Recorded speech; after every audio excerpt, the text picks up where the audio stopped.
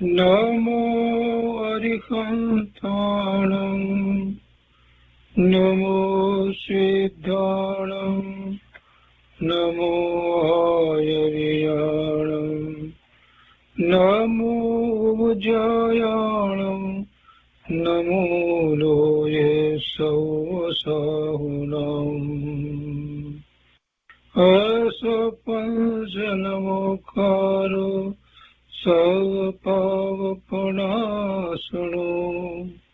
मङ्गलाणं च सौवर्ते परमं वै मङ्गलम् अज्ञानतिमिरन्धानां ज्ञानाञ्जनशलाकया चक्षुरुन्मीलितं येन तस्मै श्रीगुरुवे नमः मुखादिव्याकुक्षिरत्नं शब्दजितवर्यात्मजम् श्रीराजचन्द्रयहुं वन्दे तत्त्वलोचनदायकम् प्रभुतत्त्वलोचनदायकम्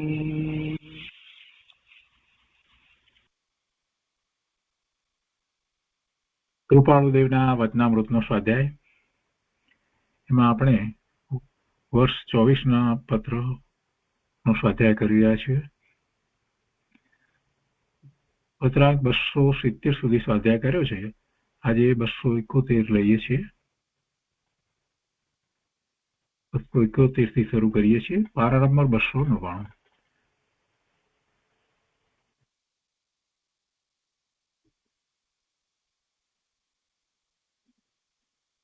અંબાલાલભાઈ પ્રત્યે આ પત્ર લખાયો છે.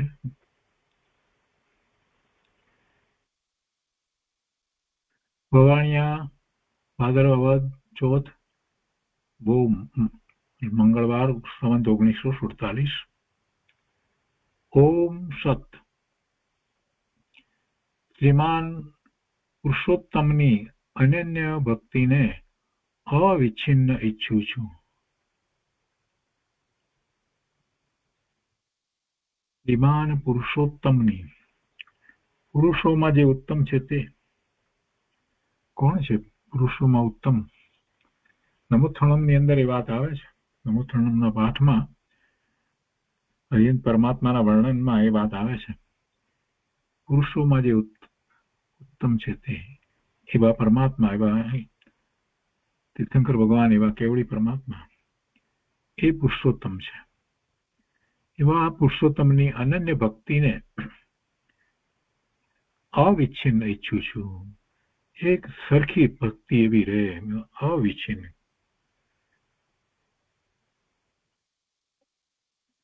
અને પછી આગળ લખે છે કે એવો એક જ પદાર્થ પરિચય કરવા યોગ્ય છે કે જેથી અનંત પ્રકારનો પરિચય નિવૃત્ત થાય છે.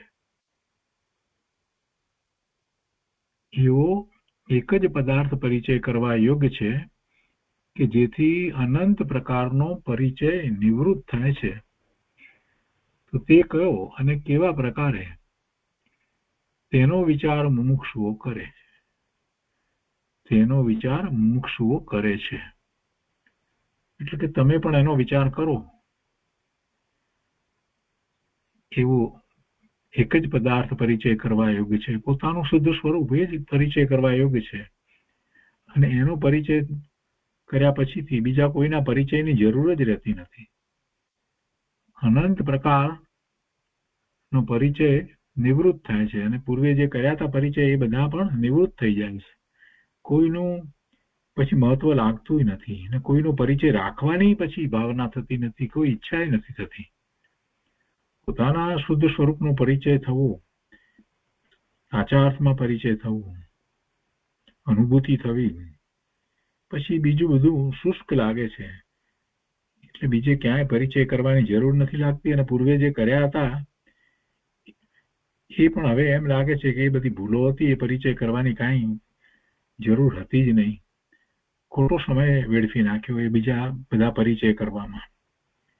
પછી તો એમ લાગે છે એટલે પછી બધા પરિચય જે છે અનંત પ્રકારના પરિચય નિવૃત્ત થાય છે, એનો રસ ઉડી જાય છે, રસ રહેતોય નથી. તો એ પોતાનું શુદ્ધ સ્વરૂપ એ પરિચય કરવા યોગ્ય છે. અને કેવા પ્રકારે? તો હવે એમાં પુરુષાર્થ બતાવ્યો છે. એનો પરિચય કરવો પોતાના શુદ્ધ સ્વરૂપનો તો કેવી રીતે, કયા પ્રકારે, તેનો વિચાર મુમુક્ષુઓ કરે છે. કેમ કે એવો પરિચય મુમુક્ષુઓને કરવો છે, અને જેને એવો પરિચય થયો છે એને તો એ પરિચય વધારવો છે. એટલે એનો માર્ગ, પોતાના સ્વરૂપને અનુભવવાનો માર્ગ કઈ રીતે છે, કેવા પ્રકારે છે,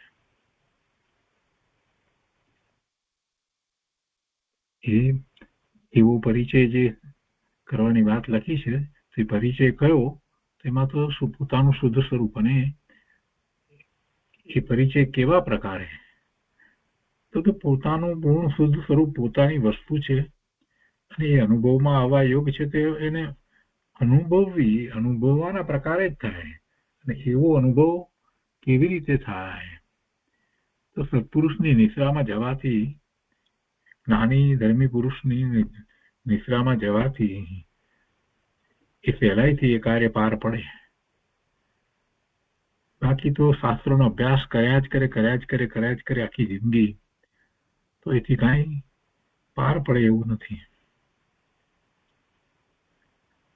જ્ઞાન અગાધ છે, પણ જ્ઞાન અગાધ છે એ અગાધ જ્ઞાન જીવને વિશે છે.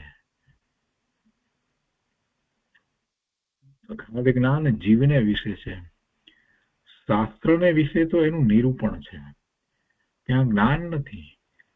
આત્મામાં જે અગાધ જ્ઞાન ભર્યું પડ્યું છે એનું નિરૂપણ શાસ્ત્રમાં કરવામાં આવ્યું છે. અને એ આત્મામાં જે જ્ઞાન ભર્યું પડ્યું છે એનો પરિચય કેવી રીતે કરવો, એને કેવી રીતે પામવું, એની રીત બતાવી છે, પદ્ધતિ બતાવી છે.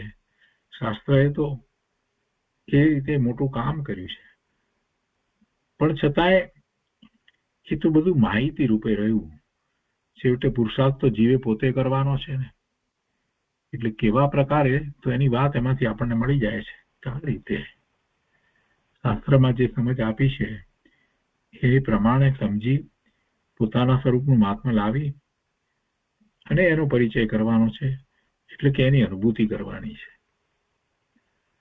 અને એનો વિચાર મુમુક્ષુઓ કરે છે.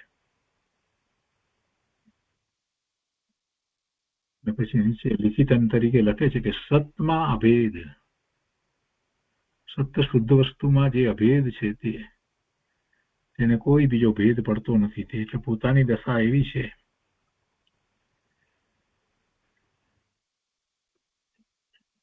એ અંબાલાલભાઈ પ્રત્યે પત્ર લખ્યો, અને પછી કુંવરજીભાઈ મગનલાલ પ્રત્યે 272મો પત્ર લખે છે. એ પણ એવો ટૂંકો પત્ર છે.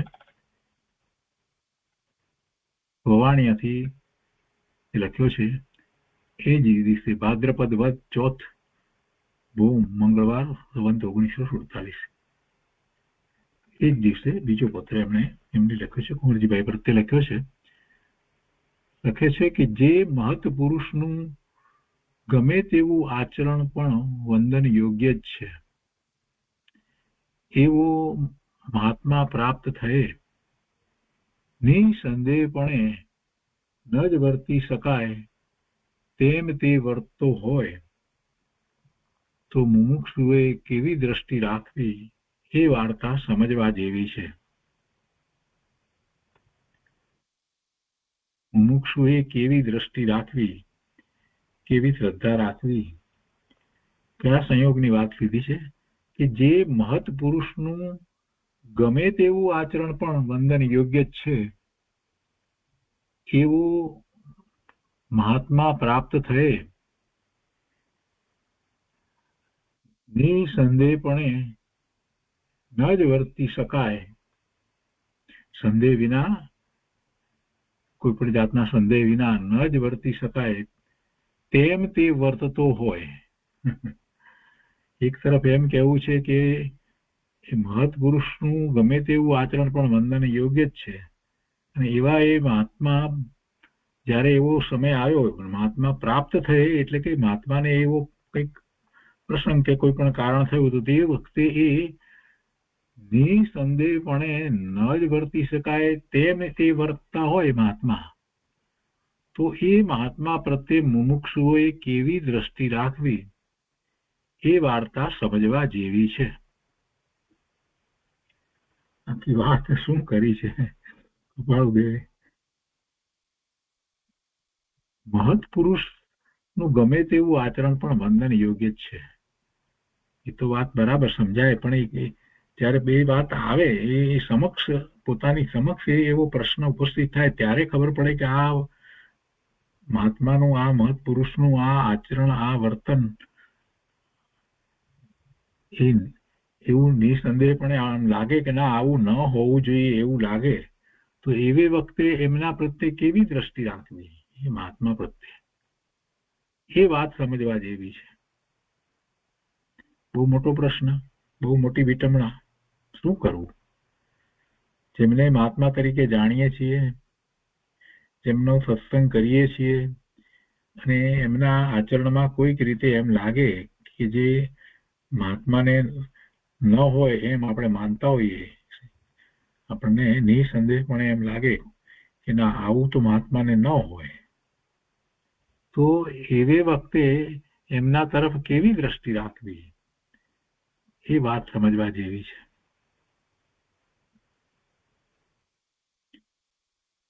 કૃપાળુદેવને જેમણે વેપાર કરતા જોયા જ નથી અને માત્ર એમને સત્સમાગમમાં, સત્સંગની અંદર બોધ આપતા જ જેમણે જોયા છે, એવા કેટલાક લોકો ત્યાં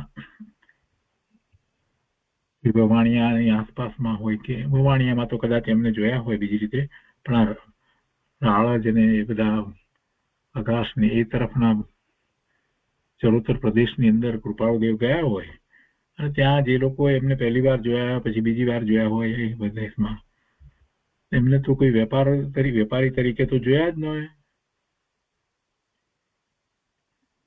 વસ્ત્ર વગેરેમાં પણ બદલાવ હોય અને બધી રીતે એમની દશા જે છે તેમાં તો એ બોધ આપતા હોય, આવી દશા હોય. અને જ્યારે એટલે એમના માટેનું એક આખું મગજમાં એવું એક ચિત્ર ખડું થઈ જાય કે બસ એ તો આવા જ હોય એમ. મોટા ભાગના જીવોને એવું જ થતું હોય છે, મહાત્મા વિશે એવું મગજમાં એક ચિત્ર ખડું કરી લે છે કે આવા જ હોય એમ. અને પછી જ્યારે એમને બીજી રીતે જુએ છે તો પછી ઘણાને વિટંબણા થઈ જાય છે કે આમ કેમ. જેને સાચો નિર્ણય થયો છે, જેને એ પુરુષનો સાચો નિર્ણય થયો છે, સાચો પરિચય થયો છે, એને કાંઈ થતું નથી. અંબાલાલભાઈને કાંઈ થાય, મુંબઈ જાય અંબાલાલભાઈ અને ત્યાં કૃપાળુદેવને એ હીરાનો કે મોતીનો કે એનો વેપાર કરતા જુએ તો અંબાલાલભાઈને કાંઈ થાય નહીં, કે સુભાગભાઈને કાંઈ થાય, કાંઈ થાય નહીં. એ તો એ વખતે પણ કૃપાળુદેવને કૃપાળુદેવ તરીકે જ જુએ છે. એમની દ્રષ્ટિમાં તો એમ જ છે, એમને કોઈ વેપારી દેખાતા નથી હોતા. પણ બીજાને માટે એ વાત છે અહીંયા તો, એમાં પોતાની વાતનો આપણે સમાવેશ કરીએ એટલે કૃપાળુદેવની વાતનો સમાવેશ કરીએ તો આપણને વાત વધારે સમજાઈ જાય છે. એવા બીજા પણ એવા કોઈ એવા મહાપુરુષ, મહત પુરુષ હોય અને તમે એમની પાસે જતા હો, નિશ્રામાં જતા હો, બધું કરતા હો અને એમનું કોઈક આચરણ જરા જુદું લાગે તો શું, તો એમના તરફ કેવી દ્રષ્ટિ રાખવી. આ માટે અમારા પિતાશ્રી એક ઉદાહરણ આપીને વાત સમજાવે છે કે સાયલામાં બાપુજી હતા તો એ સમ્યક દ્રષ્ટિ અને બહુ સરળ, પણ એ રાત્રે દૂધ લેતા. હવે આપણને એમ થાય કે આવા સમ્યક દ્રષ્ટિ, આવા અને એ રોવિયાર ના કરે, રાત્રે દૂધ પીએ, કોઈને એવો વિકલ્પ થાય. અને પછી એને કારણે થઈને એમના પ્રત્યેનો જે આખો જે ભાવ છે એમાં ઓટ આવી જાય. એ ભાવ ઓછો થઈ જાય? ના, કઈ થાય નહીં. જે એમને સાચી રીતે સમજે છે, સાચો જેને પરિચય થયો છે, એમને એ બાહ્ય વાતથી કાંઈ ફેર પડતો નથી. કોઈ કારણ હશે તો બરાબર છે, એમને કોઈ કારણ હશે શારીરિક, તો એને માટે થઈને એમ થતું હશે, એટલે એના માટે વિકલ્પ ન લાવે. જે એમને સારી રીતે સમજતા હતા, જાણતા હતા, એ તો કોઈ વિકલ્પ ન લાવે. અહીંયા એવો પ્રશ્ન મૂક્યો છે કે તો પછી એ મુમુક્ષુએ કેવી દ્રષ્ટિ રાખવી? જો મુમુક્ષુ છે, મોક્ષાર્થી છે, સાચો મુમુક્ષુ છે, એને સાચો પરિચય થયો તો એને બીજી કઈ દ્રષ્ટિનો સવાલ જ નથી, બીજો કોઈ વિકલ્પ જ ન થાય. એ બધું બાહ્ય આચરણ જે છે એની દ્રષ્ટિ જ ન થાય. એ તો એ મહત પુરુષનું, મહાત્માનું એ અંતરંગ જ જુએ અને એમની આજ્ઞા અને પરમાર્થે જે વાત કરે છે એને જ વિચારે, બીજા કોઈ વિકલ્પમાં જાય જ નહીં. તો જ એ સાચો મુમુક્ષુ કહેવાય. અને એને સામે એ પોતે વિકલ્પમાં પડી જાય અને બીજા બે જણને વાત કરે, આમ તેમ થાય બીજી રીતે, તો પછી એ મુમુક્ષુ છે ને, મુમુક્ષુને આ બધી વાતથી કાંઈ ફેર પડતો હોતો નથી. એ તો મહાત્માના ગુણો જુએ છે, એમનો ઉપકાર જુએ છે અને એમની નિશ્રામાં રહેતા પોતાને જે સત સમજાય છે એને વિચારે છે. બે લીટીની અંદર, પૂરી બે લીટી પણ નથી, પોણા બે લીટીની અંદર બહુ મોટી મહત્વની વાત કરી દીધી. તો પુરુષની નિશ્રામાં રહેવું તો કેવી રીતે રહેવાય? એ વખતે આપણી દ્રષ્ટિ કેવી હોવી જોઈએ? આપણી દ્રષ્ટિ, શ્રદ્ધા કેવી રીતે ટકી રહેવા જોઈએ? ક્યાં દ્રષ્ટિ કરવી જોઈએ અને શું ન જોવું જોઈએ? આ બધી વાત આમાંથી આપણને મળે. અને અહીંયા પણ પછી નીચે લખે છે લિખિતન અપ્રગટ સત. અપ્રગટ, પોતે પ્રગટ થવા નથી માંગતા અને આ એમને કૃપાળુદેવને વિશે આ વાત લાગુ પડે.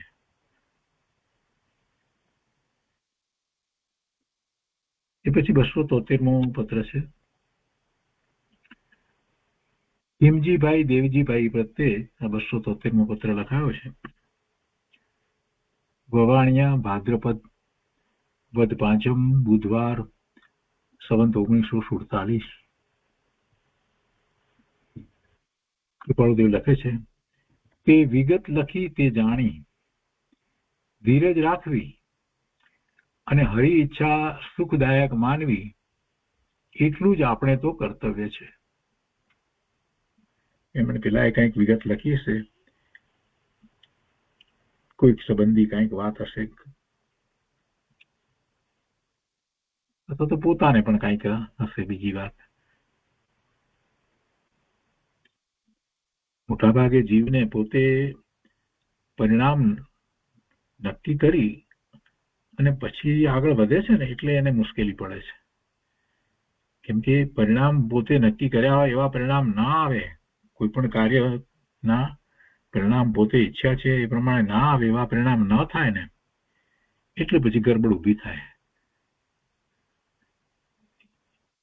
એ પરિણામ નહોતા આવ્યા ત્યાં સુધી કાંઈ વાંધો નહોતો, કેમ કે એને મનમાં એમ હતું કે પોતે ધાર્યા છે એ પ્રમાણે એ કાર્યના પરિણામ આવશે. પણ પછી ધાર્યા હોય પ્રમાણે જયારે કાર્યના પરિણામ નથી આવતા ને, પછી ત્યારે જ મુમુક્ષુની પરીક્ષા થઈ જાય છે કે સાચો મુમુક્ષુ છે કે કેમ છે. પછી એ સહન કરી શકતો નથી, આર ધ્યાન રુદ્ર ધ્યાન પણ થઈ જાય, અથવા તો પછી એ કોકની પાસે સમાધાન મેળવવા અથવા તો કોઈક માર્ગ બતાવો એ બધા માટે દોડાદોડી કરી મૂકે, ધર્મથી વિચલિત થઈ જાય. આવું ઘણું બધું બનતું હોય છે. અને પછી કેટલાક કંઈક ધર્મ પામ્યા હોય તો એ સંબંધીનું માર્ગદર્શન જે છે એ જેમની પાસેથી ધર્મ પામ્યા હોય એને પૂછે કે એ માર્ગદર્શન કંઈક આપશે. ઘણા માણસો એવું કરતા હોય છે. અને પછી એ જેમની પાસેથી પોતે ધર્મ પામ્યા છે એ જે માર્ગદર્શન આપે છે એ વાતને સાંભળે છે, સમજે છે, એટલે શાંતિ થઈ જાય છે. એટલે અહીંયા પણ આવી જ કંઈક વાત હશે. એટલે કૃપાળુ દેવે એમને ઉત્તરમાં એમ લખ્યું કે ભાઈ ધીરજ રાખવી, શાંતિ રાખવી. તમે જે વિગત લખી એ જાણી, પણ એમાં બીજું અત્યારે કાંઈ કરવા જેવું નથી. ધીરજ રાખવી અને હરિ ઈચ્છા સુખદાયક માનવી, એટલું જ આપણે તો કર્તવ્ય રૂપ છે. હરિ ઈચ્છા, ઈશ્વરની ઈચ્છા જે પ્રમાણે હશે એમ થશે. ઈશ્વર ઈચ્છા એટલે શું? હરિ ઈચ્છા એટલે શું? કે ભગવાનના જ્ઞાનમાં જેમ આવ્યું હશે તેમ થશે. આપણે એ અર્થ કરવાનો. ભગવાન કઈ બેઠા બેઠા હરિ કઈ ઈચ્છા કરતા નથી, પણ એમ સમજવાનું કે સર્વજ્ઞ પરમાત્માના જ્ઞાનમાં જેમ આવ્યું હશે એ જે પરિણામ થવાના હશે એ રીતે થશે. એટલે આપણે કઈ અત્યારે કોઈ પરિણામ એવા આવ્યા, પ્રતિકૂળ આવ્યા, એ બધું કઈ પણ હોય તો પણ એમાં ચિંતામાં ના પડવું. હરી ઈચ્છા સુખદાયક માનવી એટલે જે થવા યોગ્ય છે તે જ પરિણામ થશે, અને એ એવું જ પ્રારબ્ધ છે, એવું જ પ્રારબ્ધ છે. એટલે એમાં કઈ ચંચળતા લાવવાની જરૂર નથી, વિહળ થવાની જરૂર નથી, કાંઈ કરવાની જરૂર નથી. ઉલટું એને તો એમ માનવું કે એ પોતાને માટે સુખદાયક છે, હિતકારી છે. હરી ઈચ્છા સુખદાયક માનવી, અને એટલું જ આપણે તો કર્તવ્ય છે. બાકી કઈ બીજું સુધારવા જઈએ, કઈ કરવા જઈએ એ વાત નહીં. એટલે બીજા સંબંધીની જો વાત હોય તો એમ, અને પોતાને માટે પણ હોય તો પણ એમ જ કે શાંતિ જાળવવી. આપણું કાર્ય તો એટલું જ છે. એમાં બીજાની વાતમાં તો ખાસ એ ધ્યાન રાખવાનું છે. પેલા આમ કરે છે, તેમ કરે છે, વિરોધ કરે છે તો લડવા જઈએ, આવી બધી કોઈ વાત હોય નહીં. ધર્મની અંદર વળી એવી વાત ક્યાંથી આવે?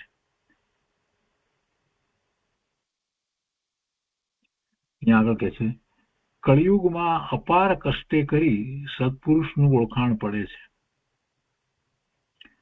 સત્પુરુષનું ઓળખાણ પડવું પણ અઘરું છે.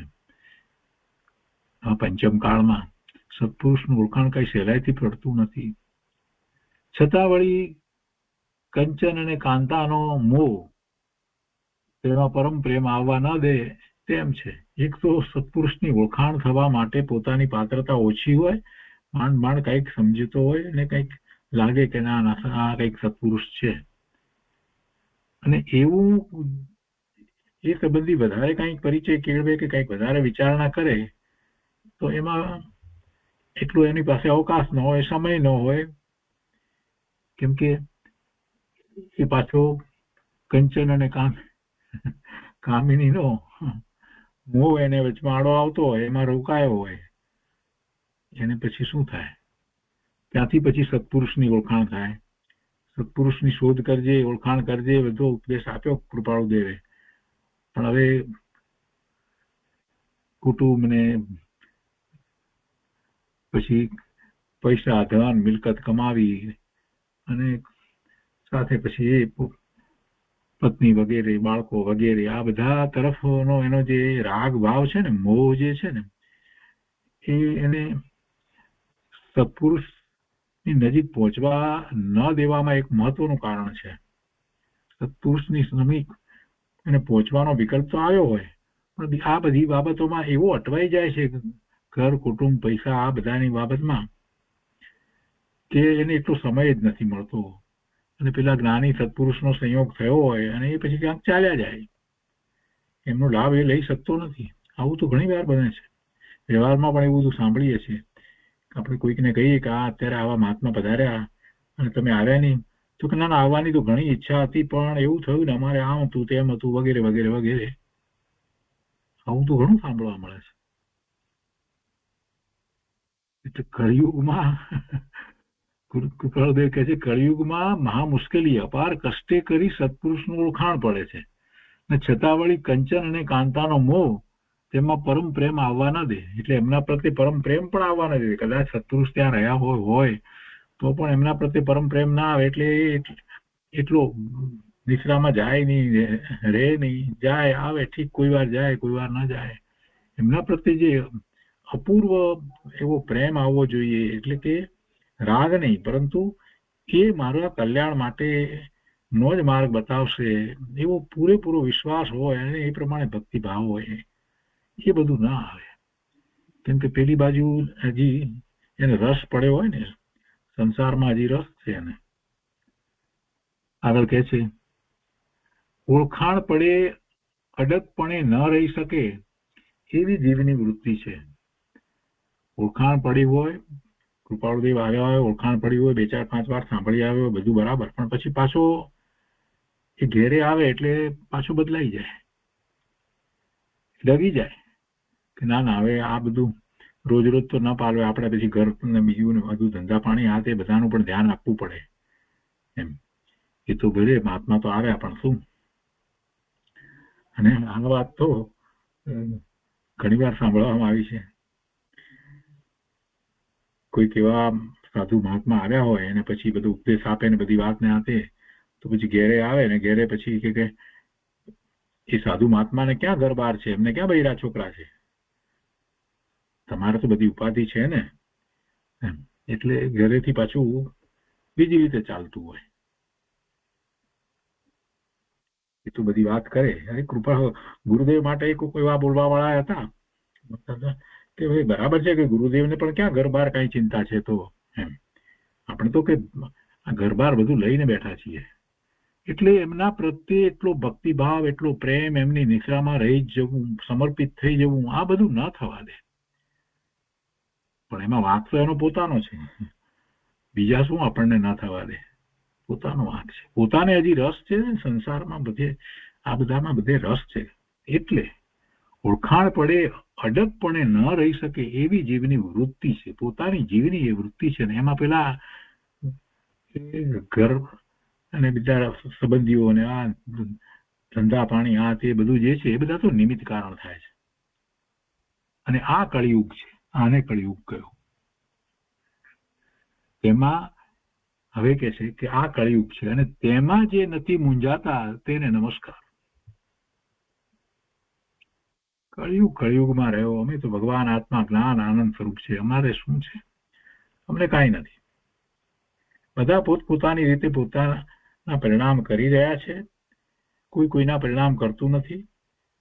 અને એ બધાના પરિણામને અમે જોઈએ છીએ તો એમાં અમને ન તો હિત લાગે છે કે ન તો અહિત લાગે છે, માત્ર અમે તો એના જ્ઞાતા દ્રષ્ટા છીએ. એટલે અમને તો એક મહાપુરુષ પ્રત્યે, એવા સત્પુરુષ પ્રત્યે જે અનન્ય ભક્તિ છે એ જ ભક્તિ રહેશે. અને અમે તો એમની નિશ્રામાં રહી અમારું કાર્ય કરી લઈશું. જગતને જેમ કહેવું હોય તેમ કે, જગતના જીવો જેમ માનવું હોય તેમ માને. આમ વિચાર કરી અને જે મૂંઝાતા નથી એ સાચા મુમુક્ષુ છે. એ સાચા મુમુક્ષુ છે. તેમાં જે નથી મૂંઝાતા તેને નમસ્કાર. કોની ઉપર લખાયો છે? હિમજીભાઈ દેવજીભાઈ ઉપર આ વાત લખવામાં આવી. હવે 274 છે, એ કોની ઉપર લખાયો છે કઈ સ્પષ્ટ નથી. 274 લઈએ. ટૂંકા ટૂંકા પત્રો છે પણ ઘણા ભાવ ભર્યા છે. ભવાણિયા ભાદ્રપદ વદ 5મ બુધવાર સંવત 1947 એક દિવસે. 274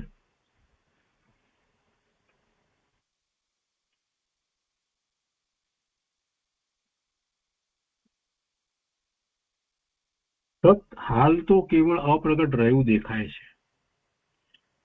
જુદી જુદી ચેષ્ટાએ તે હાલ પ્રગટ જેવું માનવામાં આવે છે. યોગ આદિક સાધન, આત્માનું ધ્યાન, અધ્યાત્મ ચિંતન, વેદાંત શુષ્ક વગેરેથી પણ તે તેવું નથી. બહુ ગંભીર વાત લખી છે. સત હાલ તો કેવળ અપ્રગટ રહ્યું દેખાય છે. સત કૃપાળુદેવ જેને સત કહી રહ્યા છે, જેનું સતનું જેનું એમને અપૂર્વ મહાત્મા છે, એ સત શું છે? એ સત છે એટલે કે જેની અસ્થિ છે, જેની ત્રિકાળ અસ્થિ છે, એ સત. ને એ પોતાનું શુદ્ધ સ્વરૂપ તે સત છે. પોતાનું શુદ્ધ સ્વરૂપ જે છે તે સત છે. એનું હોવાપણું છે, એનું નિત્યપણું છે, એનું અવિનાશીપણું છે. એનું એવું જ અસ્તિત્વ જળવાઈ રહ્યું છે. એ ક્યારે ન હતું એમ છે જ નહીં, ને ક્યારે નહીં હોય એમ પણ નથી. એ સત છે. તો કે છે કે એ સત હાલ તો કેવળ અપ્રગટ રહ્યું દેખાય છે, પ્રગટ રહ્યું દેખાતું નથી. કેમ અપ્રગટ રહ્યું દેખાય છે? એમ શબ્દ એટલા માટે મૂક્યા છે કે છે પણ અપ્રગટ. જે નથી એની વાત નથી કરવી. ન હોય તો પછી સત કહેવાય નહીં. છે ત્રિકાળ વસ્તુ જે છે પણ અપ્રગટ રહ્યું દેખાય છે. વસ્તુ હોવા છતાં પણ એ અપ્રગટ દેખાય, પ્રગટ ન દેખાય કોઈ કારણથી. પણ એથી કરીને એનું અસ્તિત્વ નથી, એની મહત્તા નથી, એની સત્તા નથી એમ ન માની લેવાય. સત હાલ તો કેવળ અપ્રગટ રહ્યું દેખાય છે. એટલે વર્તમાન સંયોગો, આ વર્તમાન કાળમાં, પંચમ કાળને વિશે કળિયુગમાં એ અપ્રગટ રહ્યું દેખાય છે. જુદી જુદી ચેષ્ટાએ તે હાલ પ્રગટ જેવું માનવામાં આવે છે. જુદી જુદી ચેષ્ટાએ બધા જુદા જુદા મતના લોકો એમ કે એ માને છે કે બસ અમને આત્માનો અનુભવ છે, અમને આત્માની અનુભૂતિ છે, અમને સાક્ષાત્કાર છે. ત્યાં બધા વધારે શબ્દ પ્રયોગ આ રીતે કરતા હોય છે, અમને સાક્ષાત્કાર છે, ભગવાનનો સાક્ષાત્કાર ને આત્માનો સાક્ષાત્કાર ને આવી બધી વાત બધી કરતા હોય છે. અને એ માટેના જે પ્રયત્ન બધું કંઈ પણ કરતા હોય છે, એ બધી ચેષ્ટાઓ હઠના પ્રયોગો કરતા હોય છે અને કંઈક બધું જાત જાતના પ્રયોગો બધા કરતા હોય છે. તો કે છે કે એ બધી જુદી જુદી ચેષ્ટાએ તે હાલ પ્રગટ જેવું માનવામાં આવે છે. એટલે એ બધાને એમ લાગે કે આ બસ આપણને આ અનુભવ થયો વગેરે એવું માનવામાં આવે છે.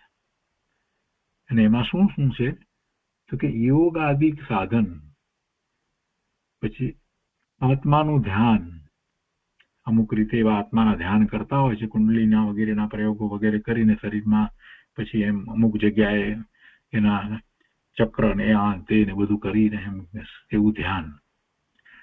કૃપાળુ દેવે જે આત્મ ધ્યાન કહ્યું છે એ નહીં, એ તો પોતાના આત્માનો નિર્ણય કરી અને પોતાના જ્ઞાન દર્શનના ઉપયોગને સ્વ તરફ વાળવા એવું આત્મ ધ્યાન કૃપાળુ દેવે જે કહ્યું છે એ નહીં. આ અહીંયા જે લખ્યું છે એ આત્માનું આ બધા અન્ય મતની અંદર જે બધામાં કરે છે ને જે રીતે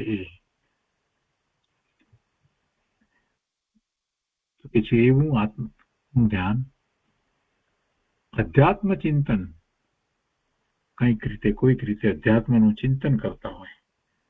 ચિંતન એટલે એને સ્મરણમાં લે, બીજું તો શું ચિંતન કરે. જીનેશ્વર ભગવાનની વાણીમાં જે પરમ સત્ય પ્રકાશ્યું છે એની સમજ, એનો સ્વીકાર અને એનો સત્કાર નથી થયો ત્યાં સુધી કોઈ અધ્યાત્મ ચિંતન હોતું જ નથી. અધ્યાત્મ ચિંતન જે કહેવામાં આવ્યું એ બધું કહેવા માત્ર છે. અને એમાં અન્ય મતના જે કઈ એમના એ લોકો જેને શાસ્ત્ર કહે છે એ બધામાં એ જ પ્રકારે કંઈક વાત હોય છે, શક્તિની ને આ ને તે ને બધી, અને એની આરાધના, શક્તિ આરાધના ને આવી બધી વાત હોય છે. વેદાંત શુષ્ક અને વેદાંત એ વગેરેથી આ માનવામાં આવે છે. એ બધીમાં જે રીતે ચેષ્ટા ને જે રીતે કઈ પ્રયોગો વગેરે જે ચાલે છે તેનાથી એમ લાગે, એમ કહેવા માનવામાં આવે છે કે સત અનુભવ એમ. પણ કૃપાળુદેવ કહે છે કે હાલ વર્તમાનમાં એ અપ્રગટ રહ્યું દેખાય છે. અને આ જે ચેષ્ટાઓ દ્વારા માનવામાં આવે છે, આ બધી જે કહેવામાં આવી એ બધી પણ એનાથી જે માનવામાં આવ્યું છે એવું નથી, તેવું નથી, પણ તે તેવું નથી. શું સત તે તેવું નથી. સત કેવું છે, કેવી રીતે એ પ્રાપ્ત થાય, તો હવે એની વાત કરે છે કે જીનનો સિદ્ધાંત છે કે જળ કોઈ કાળે જીવ ન થાય અને જીવ કોઈ કાળે જળ ન થાય. આ તો જીનેશ્વર ભગવાને દિવ્ય ધની દ્વારા જે વાત કરી છે એ છે. એ જીનનો સિદ્ધાંત છે કે જળ કોઈ કાળે ચેતન ન થાય અને ચેતન છે તે જળ ન થાય. જેનો જ્ઞાન સ્વભાવ જે છે એ જ્ઞાન સ્વભાવના ઉઘાડ ઓછા વધતા હોય, પરંતુ જ્ઞાન સ્વભાવનો નાશ ક્યારેય થાય નહીં. એની ચેતનાનો નાશ ન થાય. જ્ઞાન દર્શનની ચેતના ચાલી જાય નહીં. એ ગમે તેવી દશામાં જાય, ગમે તેવી પર્યાયમાં જાય, તો એની જ્ઞાન દર્શનની ચેતના એ તો એવી ને એવી જ રહે છે. અંદરમાં તો એ ગુણ એવા ને એવા જ રહ્યા છે, ઉઘાડ ઓછા વધતા હોય. એટલે એ ચેતન જડ ક્યારેય ન થાય. અને જડમાં ચેતના ક્યાંથી વ્યાપે? એમાં જ્ઞાન ગુણ જ નથી, દર્શન ગુણ જ નથી, તો ચેતના ક્યાંથી આવે? એટલે જીવ કોઈ કાળે જડ ન થાય, અને જડ છે તે જીવ ન થાય. તેમ હવે કે છે, સતની વાત હવે કરવી છે આ જૈનનો સિદ્ધાંત કરીને. તેમ સત કોઈ કાળે સત સિવાયના બીજા કોઈ સાધનથી ઉત્પન્ન હોઈ શકે જ નહીં. એવી રીતે આ પણ સિદ્ધાંત છે. જેમ જળ જીવ ન થાય, જીવ જળ ન થાય, એવી રીતે દિનેશ્વર ભગવાન કથિત મોક્ષ માર્ગની અંદર આ પણ એવો સિદ્ધાંત છે કે સત કોઈ કાળે સત સિવાયના બીજા કોઈ સાધનથી ઉત્પન્ન હોઈ શકે જ નહીં. જે સત છે તે સત જ છે, કોઈથી ઉત્પન્ન થાય નહીં. પોતાનું ધ્રુવ વસ્તુ સ્વરૂપ જે છે તે સત છે. એની સત્તા છે, અસંખ્યાત પ્રદેશ અને અનંત ગુણ એવી એની સત્તા છે. એ ઉત્પન્ન ન થાય, કોઈ સાધનથી ઉત્પન્ન ન થાય. જીવ કોઈ દિવસ ઉત્પન્ન થતો જ નથી, ઉત્પન્ન કરી શકાય નહીં. સત સિવાયના બીજા કોઈ સાધનથી ઉત્પન્ન હોઈ શકે જ નહીં. આવી દેખીતી સમજાય તેવી વાતમાં મૂંઝાઈ અને જીવ પોતાની કલ્પનાએ સત કરવાનું કહે છે, પ્રરૂપે છે, બોધે છે. એ આશ્ચર્ય છે.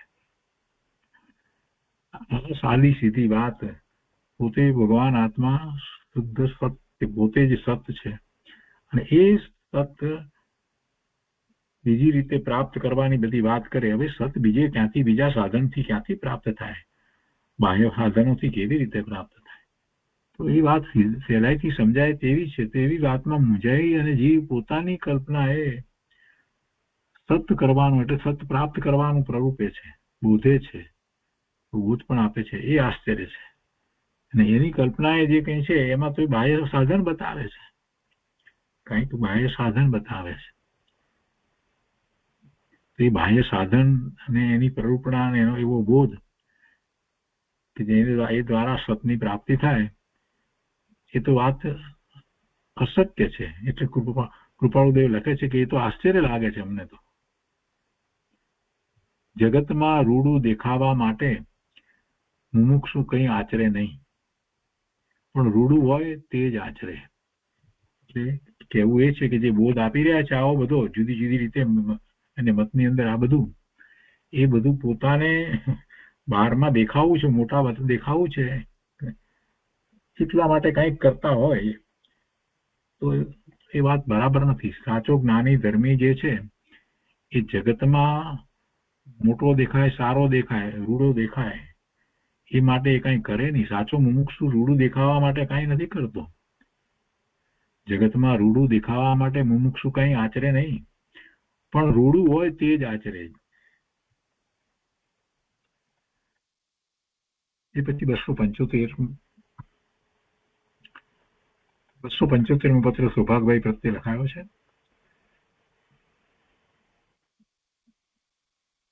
ભવાણિયા ભાદરવા 5 બુધવાર 1947.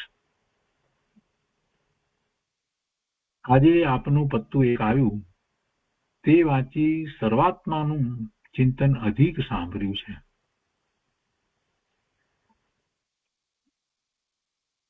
સત્સંગનો અમને વારંવાર વિયોગ રાખવો એવી હરિની ઈચ્છા સુખદાયક કેમ મનાય? તથાપિ માનવી પડે છે. જો સર્વાત્માનું ચિંતન અધિક સાંભળ્યું, સર્વાત્મા વિશે સુધાબેને અર્થ કરે છે સમસ્ત વિશ્વના આત્મા. બીજો અર્થ કરે છે સાથે બ્રહ્મ સત. 209 પત્રાંકની અંદર પણ એ રીતે વાત હતી, એમ કરી અને વાત લીધી છે. સર્વાત્માનો આપણે તો બીજી રીતે પણ અર્થ કર્યો છે. સર્વ આત્મા એમ સંધિ છૂટી પાડીએ તો સર્વાત્મામાં એમ જ થાય, સર્વ આત્મા. સર્વ આત્માનું ચિંતન કૃપાળુદેવ સર્વ આત્માનું ચિંતન શા માટે કરે? બધા આત્માનું ચિંતન શા માટે કરે? પોતાના આત્માનું જ ચિંતન કરે ને. કૃપાળુદેવ વળી બધાનું ચિંતન શું કરા કરે? સર્વ આત્માનું. એટલે એક અર્થ એમાંથી એવો પણ નીકળે છે કે સર્વાત્મા એટલે કે જેમણે સર્વજ્ઞતા પ્રગટ કરી છે એવા આત્મા તે સર્વાત્મા. એમાં આપણે સંધિ છૂટી ના પાડીએ, પણ એ રીતે એનો અર્થ થાય. આજે આપનું પત્તું એક આવ્યું અને તે વાંચી સર્વાત્માનું ચિંતન અધિક સાંભળ્યું છે. સત્સંગનો અમને વારંવાર વિયોગ રાખવો એવી હરિની ઈચ્છા. કૃપાળુદેવ સુભાગભાઈનો સંગ ઈચ્છતા હતા ને, એટલે એ સંબંધી લખે છે કે એવો આપનો સંગ, આપનો સત્સંગ અમે ઈચ્છીએ છીએ, તો એ અમને એનો વિયોગ છે, પણ એવો વિયોગ રાખવો એવી હરિની ઈચ્છા ભગવાનના જ્ઞાનમાં જેમ આવ્યું હશે એ પ્રમાણે થાય છે. તો એવી હરિની ઈચ્છા સુખદાયક કેમ બનાય? એટલે અમને આપણો સત્સંગ નથી થતો, એને અમે સુખદાયક તો નથી માનતા, છતાં પણ હવે વસ્તુ સ્વરૂપ એમ જ છે. નથી સંયોગ થતો તો નથી થતો, સત્સંગ નથી થતો તો નથી થતો, એટલે એ વાત માનવી પડે છે. અને પછી આગળ લખે છે ને, દાસત્વ ભાવથી વંદન કરું છું. અહીંયા ટપકા ટપકા મૂક્યા છે, કદાચ એ જગ્યાએ અક્ષરો નહીં મળ્યા હોય, પત્ર કરતા જ ક્યાંથી સતી પામ્યો હશે એટલે, પણ ત્યાં આપણે એમ મૂકી શકીએ, આપને એમ મૂકી શકાય કદાચ, અથવા તો પરમાત્માને, અથવા તો સત્પુરુષને. કોઈ જગ્યાએ કૃપાળુદેવે પત્રમાં સુભાગભાઈને એવી રીતે વંદન લખ્યા છે, કદાચ એમ કે ઘણી વાર લખ્યા છે, એટલે અમે તો દાસના દાસ છે એમ પણ લખ્યું છે, બધું લખ્યું છે. એટલે અહીંયા કોણ એ નથી મળતું, પણ દાસત્વ ભાવથી વંદન કરું છું. હવે આગળ એની વાત આપણને મળે છે કે એમની ઈચ્છા સત પ્રાપ્ત કરવા માટે તીવ્ર રહેતી હોય તો પણ સત્સંગ વિના તે તીવ્રતા ફળદાયક થવી દુર્લભ છે. હવે જો આ જેમની ઈચ્છા સત પ્રાપ્ત કરવા માટે તીવ્ર રહેતી હોય તો એ કોઈક ત્રીજી વ્યક્તિ છે, અને પછી એ ત્રીજી વ્યક્તિને દાસત્વ ભાવથી કૃપાળુદેવ વંદન કરે એવું કોણ હોય? કેમ કે એ વ્યક્તિ તો હજી સત પ્રાપ્ત કરવા માટેની એમને તો તીવ્ર ઈચ્છા છે, અને છતાંય એને સત્સંગ સંબંધી એનું મહાત્મા નથી આવ્યું, એટલે એમના માટે તો કૃપાળુદેવ એમ લખે છે કે એમની ઈચ્છા સત પ્રાપ્ત કરવા માટે, એટલે કોઈની બીજાની ઈચ્છા, એમની ઈચ્છા સત પ્રાપ્ત કરવા માટે તીવ્ર રહેતી હોય તો પણ સત્સંગ વિના તે તીવ્રતા ફળદાયક થવી દુર્લભ છે. અમને તો કાંઈ સ્વાર્થ નથી, એટલે કહેવું યોગ્ય છે કે કેવળ સતથી વિમુખ એવે માર્ગે પ્રાય તેઓ વર્તે છે. કદાચ એ સતથી વિમુખ એવા માર્ગે વર્તી રહ્યા છે. હવે જો એવા માર્ગે વર્તી રહ્યા હોય તો પછી કૃપાળુદેવ એમને એમ કેમ લખે કે એમને દાસત્વ ભાવથી વંદન કરું છું? એટલે એ વાત બહુ બેસે નહીં, એમને વંદન તો ન હોય. પણ અહીંયા બાકી રહ્યું છે દાસત્વ ભાવથી વંદન કરું છું, એની સ્પષ્ટતા નથી મળતી, આપણે બહુ અનુમાન કરવા નથી, પણ કોઈકના વિશે વાત છે. સુભાગભાઈએ એ વાત લખી હશે કે એ એવી સ્વરૂપની પ્રાપ્તિની એમને તીવ્ર ઈચ્છા રહે છે, તો કૃપાળુદેવે એમાં માર્ગદર્શન એમ આપ્યું કે એમણે સત્સંગની ખૂબ જરૂર છે, સત્સંગ વિના એ થાય નહીં. અને અમને તો કઈ સ્વાર્થ નથી, એટલે કદાચ એમ હોય કે પેલાને સત્સંગમાં એ એમ માનતા હોય કે કૃપાળુદેવનો સત્સંગ, તો એમને એમ હોય કે ઠીક છે, હવે કૃપાળુદેવનો સત્સંગ તો હવે બહુ કરવાની જરૂર નથી લાગતી, અમે તો બધું એવું સમજી ગયા છીએ એવું માનતા હોય, એટલે કોઈનો સત્સંગ ન કરતા હોય એમ પણ હોય. તો કૃપાળુદેવ કહે છે કે અમને તો કાંઈ સ્વાર્થ નથી કે અમારો જ સત્સંગ કરે, પણ એટલું કહેવું યોગ્ય છે કે કેવળ સતથી વિમુખ એવે માર્ગે પ્રાય તેઓ વર્તે છે. એ પોતાની કલ્પના એ સતના માર્ગ તરફ આગળ વધી ગયા છે અને એમ સતની પ્રાપ્તિ નહીં થાય. સતથી વિમુખ એવે માર્ગે પ્રાય તેઓ વર્તે છે. કૃપાળુદેવ તો બધું જાણતા હતા, બધા વિશે બધું જ એમને તો અંતરમાં સ્પષ્ટ હતું. આગળ લખે છે, જે તેમ વર્તતા નથી તે હાલ તો અપ્રગટ રહેવા ઈચ્છે છે. આશ્ચર્યકારક તો એ છે કે કળી કાળે થોડા વખતમાં પરમાર્થને ઘેરી લઈ અનર્થને પરમાર્થ બનાવ્યો છે.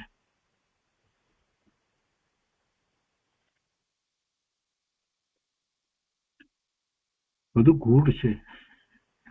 જે તેમ વર્તતા નથી તે એટલે કે આ વિમુખ માર્ગે જે વર્તતા નથી તે, સતથી વિમુખ માર્ગે વર્તતા નથી તે એટલે એમ જે તેમ વર્તતા નથી તે હાલ તો અપ્રગટ રહેવા ઈચ્છે છે.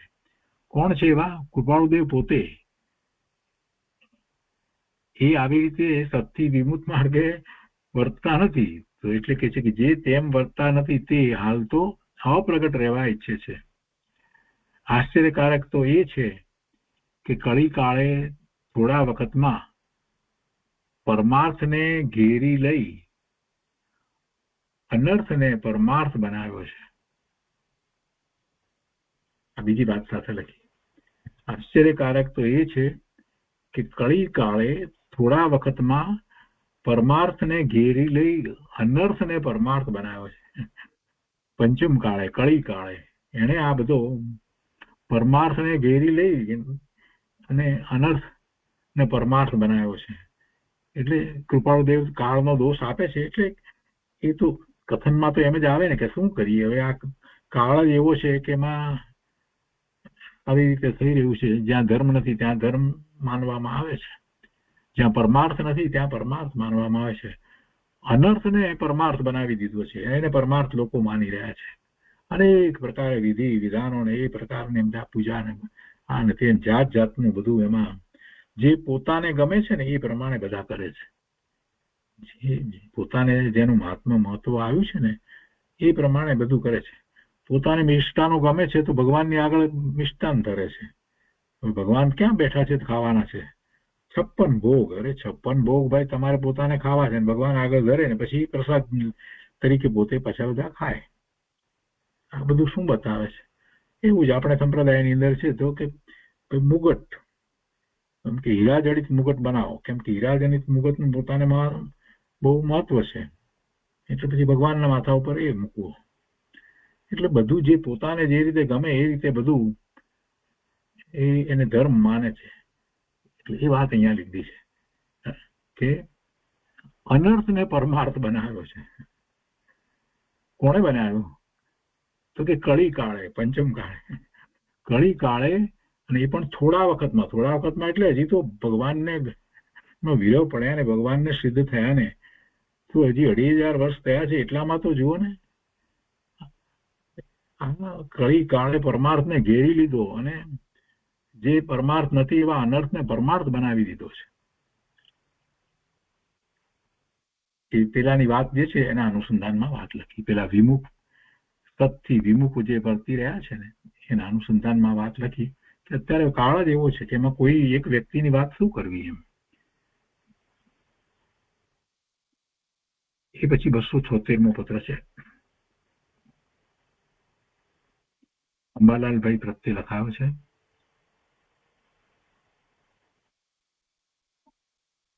વવાણિયા ભાદરવા વદ સાતમ સંવત 1947. કૃપાળુદેવ લખે છે કે વિગતવાર પત્ર અને ધર્મજ વાળું પત્તું પ્રાપ્ત થયું. એટલે ધર્મથી લખાયેલો અને બીજો વિગતવાર બંને પત્ર પ્રાપ્ત થયા, અથવા તો ધર્મથી બીજા પણ લખ્યો હશે એ પણ હશે. વિગતવાર પત્ર અને ધર્મજ વાળું પત્તું પ્રાપ્ત થયું. હાલ ચિત્ત પરમ ઉદાસીનતામાં વર્તે છે, લખવા વગેરેમાં પ્રવૃત્તિ થતી નથી. પોતાની વાત લખી છે. જેથી તમને વિશેષ વિગતથી કંઈ લખવાનું બની શકતું નથી. એમને એવી ઈચ્છા વ્યક્ત કરી હશે કૃપાળુદેવ કંઈક લખે પોતાને અને તો પોતાને ખૂબ આનંદ થાય, એમાંથી પોતે ઘણું માર્ગદર્શન પ્રાપ્ત કરે છે. બહુ ઊંચો જીવ છે ને એટલે તો એમને એવી ભાવના રહ્યા કરે અને કૃપાળુદેવ પણ એમને લખતા. પણ અત્યારે કૃપાળુદેવની જે અંતરંગ દશા એવી ચાલી રહી છે એટલે એ તરફ લક્ષ થતું જ નથી કે કંઈ લખીએ. હાલ ચિત્ત પરમ ઉદાસીનતામાં વર્તે છે. ઉદાસીનતા છે એટલે કંઈ પ્રમાદ છે એમ નથી. ઉદાસીનતા તો એટલા માટે છે કે બસ એક તું અંદર ચાલી રહ્યું છે એટલે બહારમાં બધે ઉદાસીનતા છે. એટલે પછી ધર્મ પ્રભાવનાની બાબતમાં પણ ઉદાસીનતા આવી ગઈ છે. હાલ ચિત્ત પરમ ઉદાસીનતામાં વર્તે છે. પરમ ઉદાસીનતામાં વર્તે. પરમ ઉદાસીનતાની અંદર તો કોઈ બીજા વિચારો કરવા ગમતાય નથી. કોઈ ધંધા વગેરેની વાત એક બાજુ રહી, કુટુંબ સંબંધીને પણ કોઈ વિચાર કરવો કે કાંઈ પણ બીજા આયોજન કરવા કે એમાંનું કાંઈ કરવાનો વિકલ્પ ઉઠતો નથી. માત્ર પોતાના સ્વરૂપની વિચારણા એમ પરમ ઉદાસીનતામાં ચિત્ત રહે છે. એટલે લખવા વગેરેમાં પ્રવૃત્તિ થતી નથી, જેથી તમને વિશેષ વિગતથી કાંઈ લખવાનું બની શકતું નથી. હવે કે છે કે ધર્મ જ જણાવશો કે આપને મળવા માટે હું એટલે કે અંબાલાલભાઈ પોતે ઉત્કંઠિત છું.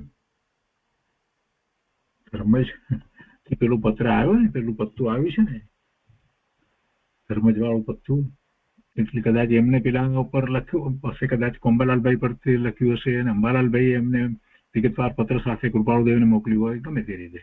પણ એમાં એક વાત હશે એટલે ધર્મજ ના જે મુમુક્ષુ વગેરે જે હશે એમને માટે શું કરવું એવો કંઈક પ્રશ્ન અંબાલાલભાઈએ મૂક્યો હશે. તો કૃપાળુદેવે એનો માર્ગ બતાવ્યો કે તમે એમને એમ લખો કે હું તમને મળવા માટે ઉત્કંઠિત છું. હું એટલે અંબાલાલભાઈ પોતે. તમે લખો ધર્મ જણાવશો કે આપને મળવા માટે હું એટલે કે અંબાલાલભાઈ ઉત્કંઠિત છું. અંબાલાલભાઈને માર્ગદર્શન આપ્યું કે તમારે શું લખવું, શું કરવું, બધું. પહેલા પણ એવા એક પત્રમાં માર્ગદર્શન એવી રીતે આપ્યું હતું. અને આગળ કહે છે કે આપના જેવા પુરુષના સત્સંગમાં આવવા મને કોઈ શ્રેષ્ઠ પુરુષની આજ્ઞા છે. શું લખવું એ વાત છે અહીંયા. અંબાલાલભાઈએ પેલા ધર્મ શું લખવું તો કે પહેલું તો એ કે હું આપને મળવા માટે ઉત્કંઠિત છું, એટલે મને ખૂબ આપને મળવાની ઈચ્છા છે અને આપના જેવા પુરુષના સત્સંગમાં આવવા મને કોઈ શ્રેષ્ઠ પુરુષની આજ્ઞા છે. શ્રેષ્ઠ પુરુષની આજ્ઞા છે એટલે કૃપાળુદેવ શ્રેષ્ઠ પુરુષની આજ્ઞા છે. તો બનતા સુધી દર્શન કરવા આવીશ. એટલે કેટલો વિનય બતાવો તમે, એ વિનયથી લખજો. એમ પેલા જેમના પ્રત્યે પુરુષ પ્રત્યે લખવાનું છે તેમના પ્રત્યે એમ ધર્મજવાળા પ્રત્યે એવી રીતે લખજો એમ કે હું બનતા સુધી તમને મળવા આવીશ એમ નહીં, બનતા સુધી દર્શન કરવા આવીશ. અને તેમ બનવામાં કદાપી કોઈ કારણે વિલંબ થયો તો પણ આપનો સત્સંગ કરવાની ઈચ્છા મને મંદ નહીં થાય. એટલે કદાચ મોડાવેલું થાય તો પણ કઈ આપનો સત્સંગ કરવાની ઈચ્છા મંદ નહીં પડી જાય. એ તો એવી ને એવી જ છે. મને ઉત્કંઠા છે આપને મળવાની અને મને કોઈ શ્રેષ્ઠ પુરુષની મને એ આજ્ઞા પણ છે. કૃપાળુદેવની આજ્ઞા પણ છે કે એમને તમે મળો. પણ કૃપાળુદેવનું નામ નથી આપવાનું. આવો જ એક પત્ર પહેલા પણ આપણે વાંચનમાં લીધો છે. એ પ્રમાણેના અર્થથી લખશો. હાલ કોઈ પણ પ્રકારે ઉદાસીન રહેવું યોગ્ય નથી. પછી લખે છે કે અમારા વિશેની કઈ પણ વિગત તેઓને હાલ લખવાની નથી, એમને જણાવવાનું નથી. તેમને માટે આ વાત કરવામાં આવી છે, એમને કૃપાળુદેવ વિશે કઈ જણાવવાનું નથી. અને પેલા પૂછે કે શ્રેષ્ઠ પુરુષની આજ્ઞા છે તો કોણ શ્રેષ્ઠ પુરુષ છે, તો એ બધી વાત માટે પણ પહેલા અગાઉના પત્રની અંદર કંઈક વાત કૃપાળુદેવે લખી હતી. થોડી કંઈક વાત કરવી આ તે એવું. અહીંયા તો કે છે કે અમારા વિશેની કંઈ પણ વિગત તેઓને હાલ લખવાની નથી, લખવી નહીં. પછી વ્યક્તિગત ત્યારે એમનો પછી જે રીતે એમનો આપણે જેને કહીએ ને મૂળ અથવા તો એમનો જે અભિગમ કેવી રીતે છે એ પ્રમાણે જોઈ અને પછી વાત મૂકવી, એવું અગાઉ પહેલા એક પત્રમાં એમણે બતાવ્યું હતું. તો એ રીતે આ અંબાલાલભાઈને માર્ગદર્શનનો પત્ર છે. અને આજનો સ્વાધ્યાય આપણે આ 276માં પત્ર સુધી રાખીએ છીએ.